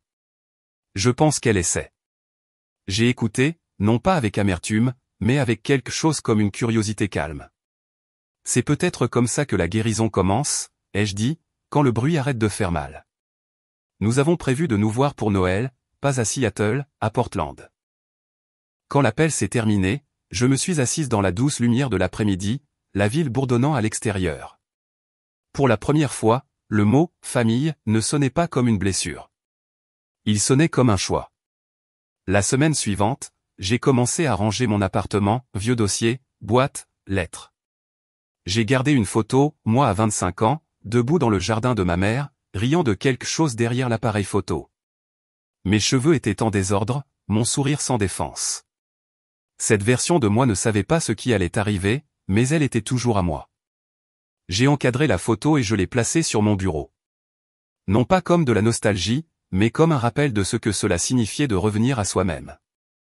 Ce soir-là, j'ai versé un verre de vin et je suis sorti sur le balcon. L'air était froid, brillant des lumières de la ville en bas. Des gens transportaient des sacs de course, emmitouflés dans des écharpes. J'ai senti le bourdonnement de la vie qui avançait, indifférente à ce qui était resté derrière. Le téléphone a vibré une fois de plus.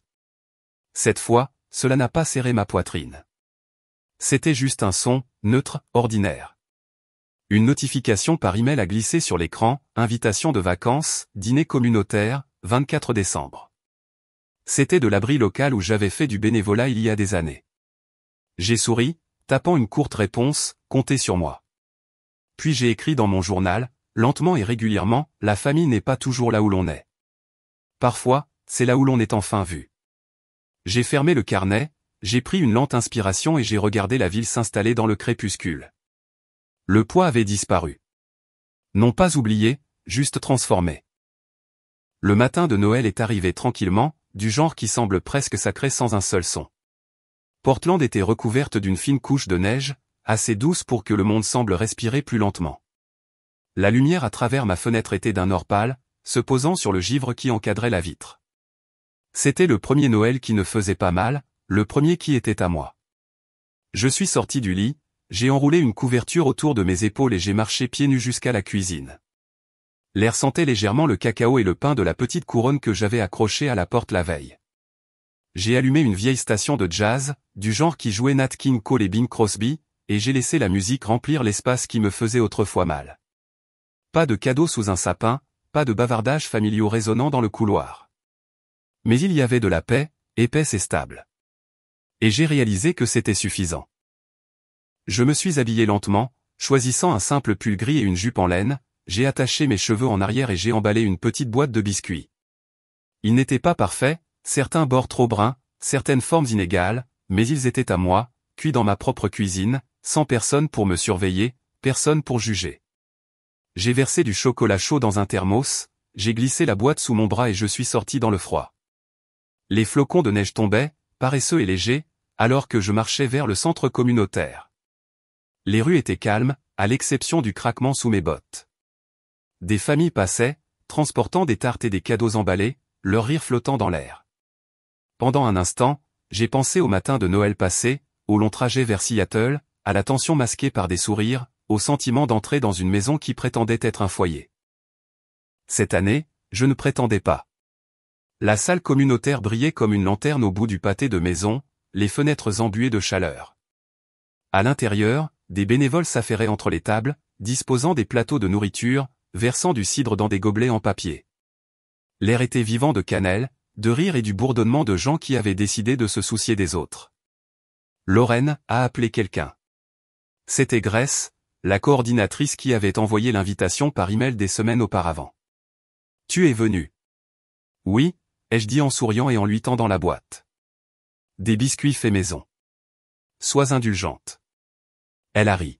« Tu es déjà une héroïne. » La moitié de ces gens n'ont pas pris de petit déjeuner. J'ai rejoint un petit groupe qui mettait les tables, pliait les serviettes, plaçait des bougies dans des bocaux. De l'autre côté de la pièce, des enfants jouaient à chat entre les chaises pendant que leurs parents regardaient, souriant malgré leurs yeux fatigués. Chaque coin de la salle était plein de vie, désordonné, non filtré, sans honte. Une femme qui passait s'est arrêtée, ses yeux se plissant légèrement. « Vous me semblez familière », a-t-elle dit. « N'êtes-vous pas la femme de cet article ?» J'ai hésité une fraction de seconde avant de répondre. Je suppose que oui. Mais ce n'est plus mon histoire. Elle a hoché la tête, une lueur de compréhension vacillant dans son regard. Bien, a-t-elle dit doucement. Alors c'en est une nouvelle. Dans l'après-midi, les tables étaient pleines. Des gens de toutes sortes de vies étaient assis côte à côte, partageant nourriture et rire comme si le monde ne les avait jamais divisés. J'ai versé du cidre, rempli les assiettes, et pour la première fois depuis des années, je me suis sentie complètement présente. Il n'y avait pas de faux-semblants, pas de pression, pas de masque. Juste le simple rythme de la gentillesse passant d'une main à l'autre. Puis j'ai vu Tammy. Elle se tenait près de l'entrée, son écharpe rouge saupoudrée de neige, les yeux cherchant dans la pièce jusqu'à ce qu'ils trouvent les miens. Quand ils l'ont fait, elle a souri, timidement d'abord, puis plus largement. J'ai rapidement traversé la pièce et elle m'a rencontré à mi-chemin, me serrant dans une étreinte qui m'a surprise. Ce n'était pas lourd ou désespéré, juste réel. « Je n'étais pas sûr que tu voudrais me voir », a-t-elle dit. « Je suis contente que tu sois venu », ai-je répondu. Nous avons trouvé un coin tranquille près de la fenêtre, où la lumière des bougies chatoyait sur le givre à l'extérieur. Elle a sorti une petite enveloppe de son sac. « Maman m'a demandé de te donner ça », a-t-elle dit. Elle ne savait pas si tu la lirais. Je l'ai prise avec précaution. Mon nom, écrit dans la cursive parfaite de ma mère. Le papier sentait légèrement son parfum, de la lavande et quelque chose de plus ancien, de familier. Je l'ai déplié lentement. J'apprends à écouter, disait la lettre. Je suis désolé qu'il ait fallu perdre ta voix pour entendre la mienne. Joyeux Noël. C'était tout. Pas d'excuses, pas d'explications. Juste ça. Je l'ai lu 2 fois. Ma gorge ne s'est pas serrée. Mes mains n'ont pas tremblé. J'ai juste souri faiblement, presque pour moi-même. Elle essaie, a dit Tammy tranquillement. Je sais, ai-je dit. Et peut-être que c'est suffisant. Nous sommes restés assis ensemble un moment, regardant les familles partager de la nourriture, les bénévoles dansant maladroitement sur les chants de Noël qui jouaient sur les haut-parleurs. Le rire était doux et réel, pas du genre qui cache quelque chose de tranchant en dessous. Plus tard, je suis sorti prendre l'air. La neige tombait de nouveau, légère et infinie. La lettre était toujours dans ma main, et j'ai tracé l'encre avec mon pouce. Une rafale de vent a soulevé quelques flocons sur la page, et quand je les ai balayés, les mots semblaient presque s'estomper, s'adoucissant dans le papier. Peut-être que le pardon n'était pas une porte qui s'ouvrait en grand. Peut-être que c'était juste des pas s'éloignant de la colère. Quand je me suis retourné vers la salle, la lueur des fenêtres semblait plus chaude d'une manière ou d'une autre. À l'intérieur, j'ai vu Tammy aider à servir le dessert, son écharpe glissant d'une épaule alors qu'elle riait. De retour à l'intérieur, une petite fille a tiré sur ma manche. « Pouvez-vous m'aider avec ça ?» a-t-elle demandé, tenant une chaîne en argent emmêlée. J'ai souri en la voyant. Le collier de ma mère. Je l'avais apporté dans ma poche, avec l'intention de le donner discrètement. Je me suis accroupi pour le lui attacher autour du cou. « C'est à vous ?» a-t-elle demandé. « C'était à moi », ai-je dit doucement. « Maintenant, c'est à nous. » Son sourire a illuminé la pièce, plus brillant que n'importe quelle guirlande de lumière. La soirée s'est transformée en musique. Quelqu'un a joué du piano, et quelques personnes ont chanté faux, mais joyeusement. Je suis resté près de l'arrière, regardant les visages briller à la lueur des bougies, sentant quelque chose se détendre en moi qui était tendu depuis des années. Au moment où la salle a commencé à se vider, mes mains sentaient le sucre et le pain. J'ai serré Grace dans mes bras pour lui dire au revoir et je l'ai remerciée pour l'invitation. Elle a dit « On se voit l'année prochaine », comme s'il n'y avait jamais eu de question sur ma place ici. En rentrant chez moi, la neige tombait en lente spirale sous les lampadaires. Mon souffle formait un nuage devant moi, disparaissant dans la nuit. De retour dans mon appartement, j'ai allumé une seule bougie sur le rebord de la fenêtre et je me suis assise avec une tasse de cacao, regardant sa flamme vaciller contre la vitre. Pendant des années, j'ai pensé que la maison était là où l'on m'attendait. Ce soir, j'ai appris que c'est là où je suis accepté. Dehors, la neige continuait de tomber, silencieuse, régulière, infinie. À l'intérieur, la paix aussi. Un an plus tard, l'hiver est revenu, doux et argenté. L'air à Portland était froid mais doux, du genre qui embrassait vos joues au lieu de les mordre. Je me suis réveillé avec la lumière du soleil rampant sur mon plafond, brillante et non filtrée. Mon appartement était calme, mais pas le genre de calme qui vous écrase. Il semblait vivant, comme une respiration. Il y a un an, j'avais tout gelé pour survivre. Ce matin, je regardais simplement le soleil faire fondre le givre sur mes fenêtres. Je me suis étiré, j'ai marché jusqu'à la cuisine et j'ai mis la cafetière en marche. La vapeur s'élevait en fine spirale, se courbant vers le givre qui s'accrochait encore à la vitre. Mes plantes bordaient le rebord de la fenêtre, maintenant vertes, prospères, la preuve que quelque chose pouvait mourir et retrouver son chemin vers la vie. J'ai souri à cette vue. L'ordinateur portable a sonné sur le comptoir. Un nouvel email, invitation, panel sur l'autonomisation financière, les femmes qui reconstruisent leur avenir. L'événement était prévu pour le 28 novembre. L'anniversaire. J'ai ri doucement pour moi-même. L'ironie ne m'avait pas échappé. J'ai lu le message 2 fois. Il voulait que je prenne la parole, que je partage mon expérience, que je parle de ce que l'indépendance financière signifiait vraiment. La femme qui avait autrefois été effacée par sa propre famille était maintenant invitée à aider les autres à retrouver leur voie. J'ai tapé en réponse, oui, je serais honoré. Dehors, la ville bourdonnait. Des bus gémissant dans les rues mouillées, des gens emmitouflés dans des écharpes se précipitant au travail. Je n'avais pas l'impression de me précipiter où que ce soit. J'avais passé trop d'années à sprinter vers une approbation qui ne m'attendait jamais. Maintenant, le rythme de mes journées était plus lent, plus plein. Après le petit déjeuner, j'ai ouvert le tiroir de mon bureau et j'ai sorti une fine enveloppe, scellée de poussière. Mon écriture bouclée sur le devant. C'était une lettre que j'avais écrite à ma mère des mois auparavant mais que je n'avais jamais envoyée. Le papier avait légèrement jauni sur les bords. Je l'ai déplié et j'ai lu les mots « Je ne te déteste pas ». Je ne peux simplement pas construire la paix dans un endroit où le silence est une monnaie. Pendant longtemps, cette lettre m'avait semblé être la seule façon de terminer l'histoire. Mais maintenant, en la relisant, elle me semblait inutile, comme une voix qui n'avait plus besoin de parler.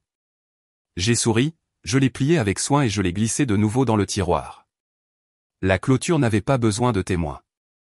Dans l'après-midi, les nuages s'étaient accumulés, bas et lourds. J'ai attrapé mes clés et j'ai conduit vers le nord. L'autoroute s'étendait, calme et vide, bordée d'arbres nus, luisants de pluie. Je n'étais pas retourné à Seattle depuis que tout était fini. Je ne prévoyais pas de rester longtemps. Je voulais juste la voir une dernière fois. Le quartier semblait plus petit que dans mes souvenirs. La maison des Mitchell se dressait au bout de l'impasse, peinte d'une nouvelle couleur maintenant, bleu pâle au lieu de blanc. La cour était taillée, les fenêtres remplacées, l'ancienne boîte aux lettres disparue. Une famille différente y vivait. Je me suis garé de l'autre côté de la rue mais je ne suis pas sorti. Le monde autour de moi semblait immobile, assourdi sous le ciel gris. Ils avaient reconstruit la maison, et je m'étais reconstruite moi-même. Je suis resté assise là quelques minutes de plus, regardant le vent balancer les arbres. Puis j'ai démarré la voiture et je suis parti sans regarder en arrière. Au moment de mon retour à Portland, le soir était tombé sur la ville. L'air sentait la pluie et la fumée de bois. Au centre communautaire, des rires fusaient des portes ouvertes. Des gens se préparaient pour le dîner hebdomadaire que j'avais aidé à organiser depuis des mois maintenant. Tammy était là, empilant des boîtes de conserve. Elle m'a fait un signe de la main en me voyant. Ses joues étaient rouges, son écharpe à moitié dénouée. « Tu es venu » a-t-elle dit. « Je n'aurais pas manqué ça » ai-je répondu. Nous avons mis les tables ensemble, nos mains se frôlant en passant les assiettes et en pliant les serviettes. C'était confortable maintenant, la façon dont le silence entre nous semblait facile au lieu d'être tendu. Quand les tables ont été prêtes, elle a sorti quelque chose de petit de son sac. Une vieille photographie. C'était ma mère, assise à une table pliante, souriant faiblement, entourée de boîtes étiquetées, collecte de nourriture. Elle avait l'air plus âgée, plus douce. Elle a recommencé à faire du bénévolat, a dit Tammy tranquillement. Petit programme, rien de grand, mais elle y va chaque semaine. J'ai étudié la photo un long moment.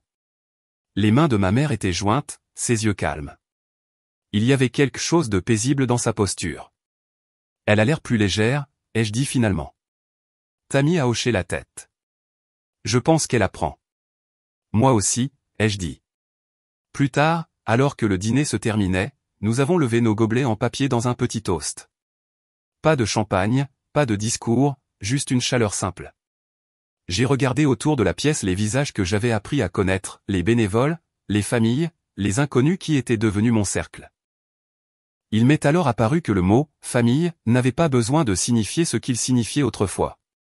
Il n'était pas lié par le sang, il était lié par la vérité. Après que tout le monde soit parti, je suis resté pour nettoyer.